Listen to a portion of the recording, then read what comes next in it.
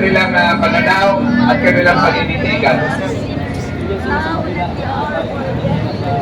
Awitan na lang natin sila. Kay sarap mabuhay sa sariling bayan. Kung walang alipin at may kalayaan,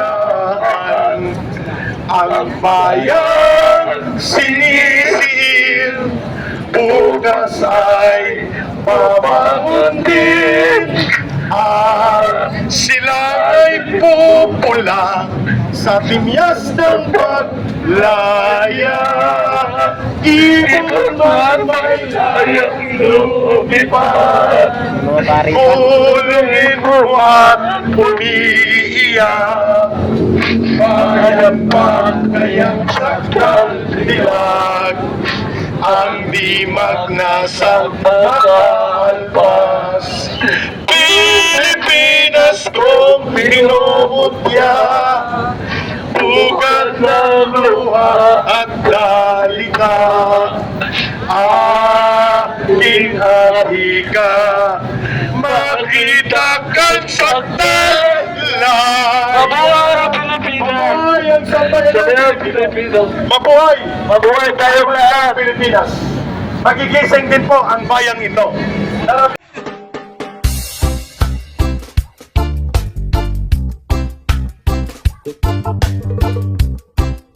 Sabi niya, hindi ako alis ng palasyo. You know why? Dahil gusto niya doon lang siya sa palasyo, ang gagawin niya, kundi mag-cocaine. The problem is in our country. Pagnanakaw ng kapal ng taong bayan. Korupsyon. Yun ang nangyayari sa ating lahat. Makinig kayo mga kababayan ko. I'm so tired. Kasi discount. Kaya walang nangyayari. Walang asenso ang pamumuhay ng bawat Pilipino. Except ang mga mayayaman dyan. Ang mga kurap.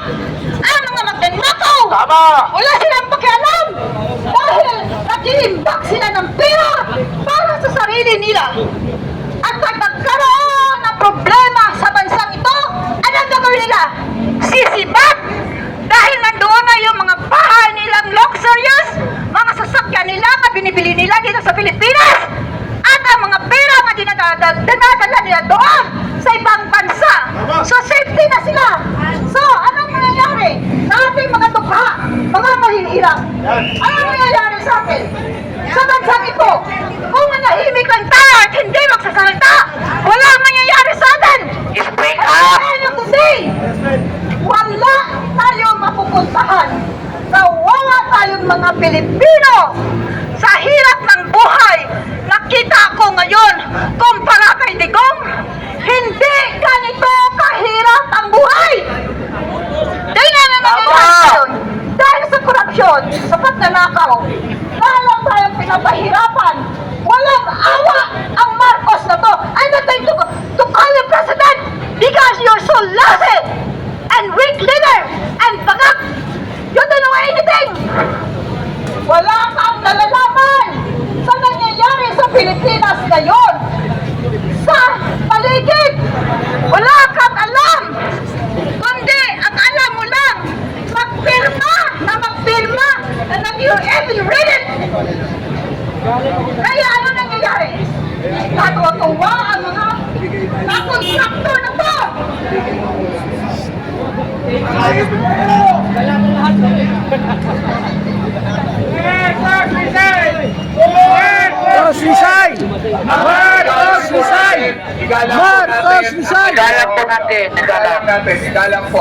Igalang natin ang kanilang pananaw at kanilang paninindigan.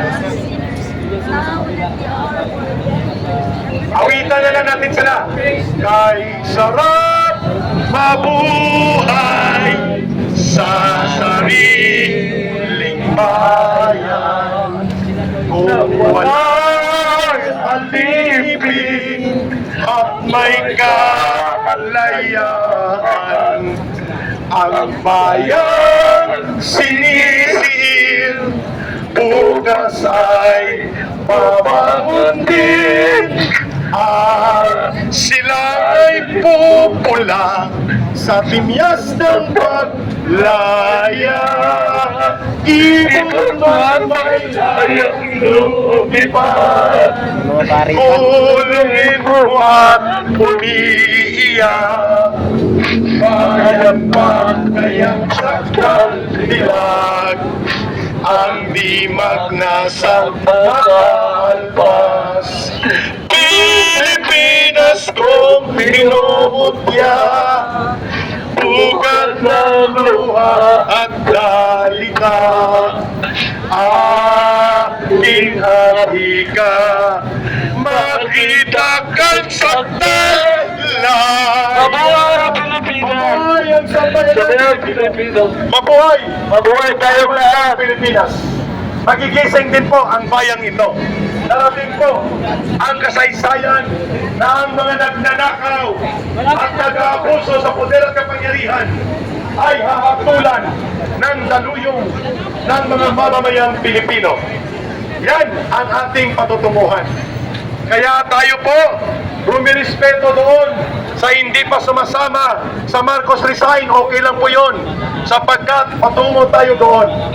Sabi nga natin, paisa-isa, pakpalakpan, susulong ang pagbabago. Sige mo sa dalaga. Basta, linawin natin pagbansang loyal. Paisa-isa lang ha. Huwag ang patikim-tikim. Patikim-tikim na lang. Ayan sila. Alam na natin ang patikim-tikim ha. Sila. Ang paisa-isa, okay lang po yun. Doon tayo patungo sa paglakas. Okay na na, ituloy mo. Ituloy ni Nanay ang kanyang speech o pahayag bilang isang ordinaryong kababaihang Pilipino. So, ituloy ko na ang aking saloobin. Naiinis na ako makikita na ganito na lagi ang Pilipinas sa tuwing darating ako galing abroad. Walang asinso!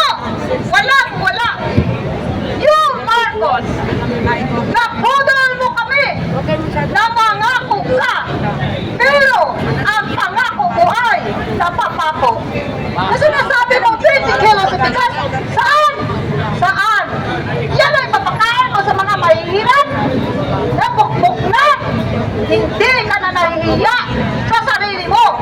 Samantala ikaw, kumakain ka ng masarap ng pagkain at nagpaparty-party sa Malacanang. Siguro, yun ang gusto mong gawin mo sa buhay mo at nilisan. Magpaparty-party at mag-drugs. Hindi kayo naaawa sa mga Pilipino na nagdiditito na mahihirap at nadukha na walang-wala. Mahirap ang buhay. Marcos, hindi ka nakikinig sa daing ng taong bayan. Ang alam mo lang ay mangurakot at mananakaw.